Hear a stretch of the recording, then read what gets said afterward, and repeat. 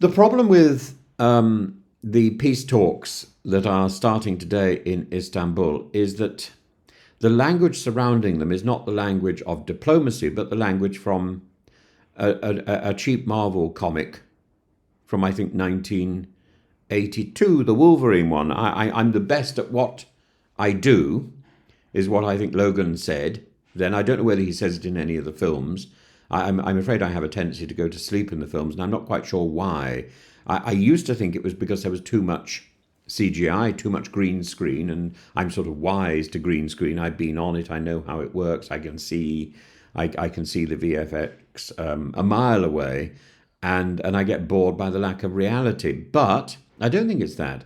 I think it's I think it's the incredibly clunky scripts, and and they just send me to another world, and I'm asleep within minutes. It only takes a minute, and as Michael Crawford sang in only takes a moment, as Michael Crawford sang in Hello Dolly, and you've got to remember that Logan quotation from 1982.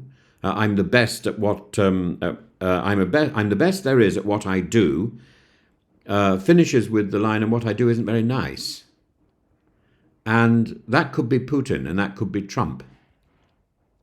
So you've got this Marvel script, and then you've got the idea in Trump's head that he's basically a continuation of a reality TV show. So this ever theatrical saga of the Ukraine-Russian conflict, which is now being staffed with not with the star players, but with the swing or the understudies. Now, I have many friends who are who do swing roles in the West End and Broadway, and they work incredibly hard, and they cover so many tracks. And I just marvel that somebody can keep all those different roles in their head so they can go on stage at a moment's notice and cover something. But when it comes to global diplomacy, it's not a swing opportunity. You actually want the real players there, because it's a moment for observation. And if you've got the second team on, well, that team has to become the main team. Why are we calling Donald Trump and Putin president if there's if the swing is better?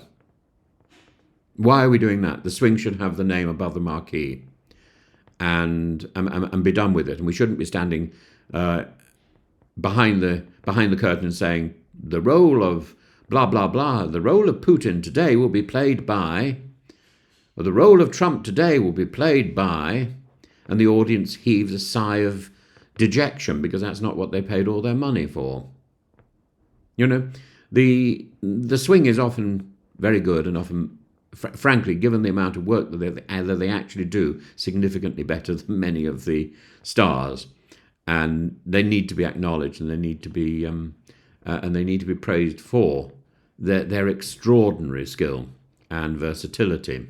But that's not what we want in Istanbul. And the spotlight, as ever, seems magnetized on one figure. The limelight is there.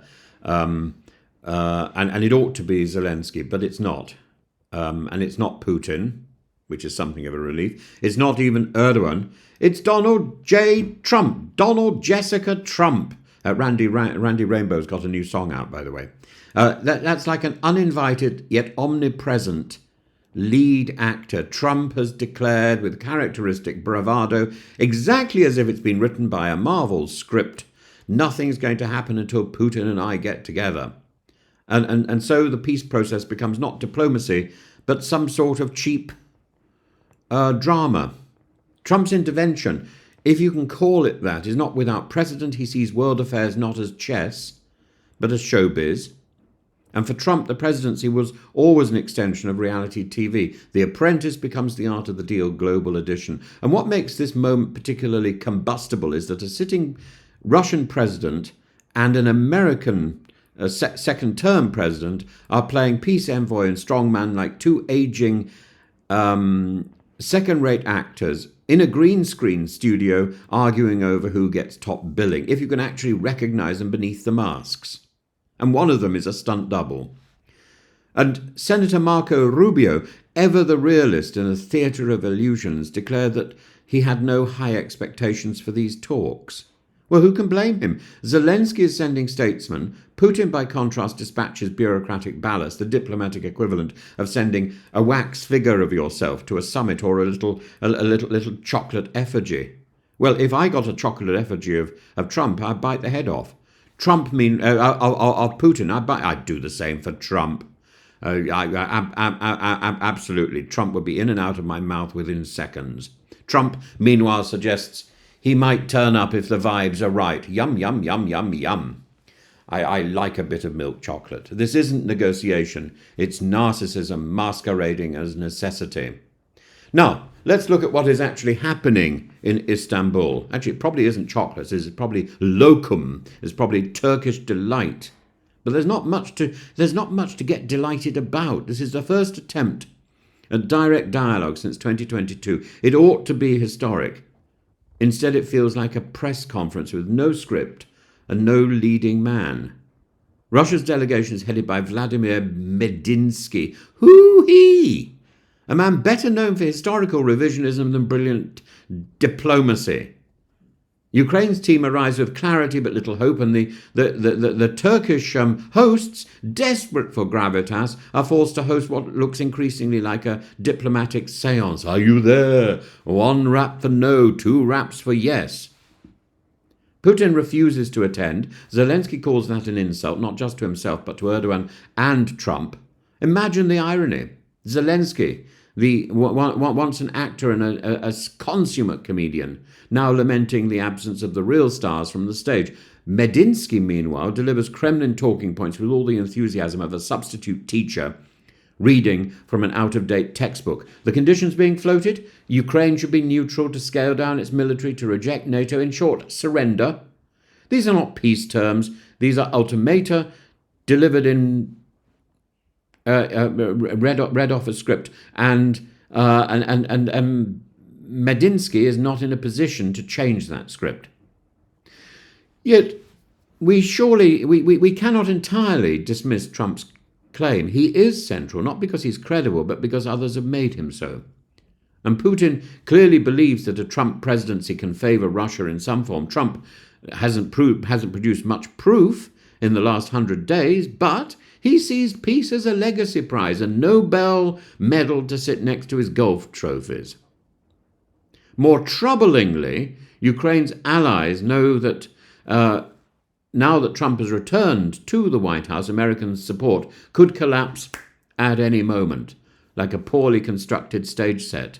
No ATACMS, no Patriot systems, no intelligence support, just rhetorical noise and questions about what sort of coat we're wearing. Hence the urgency of keeping Trump involved, if only to manage the chaos that he creates wherever he goes. Like, where Trump goes, there's a sort of wind of discontent that follows.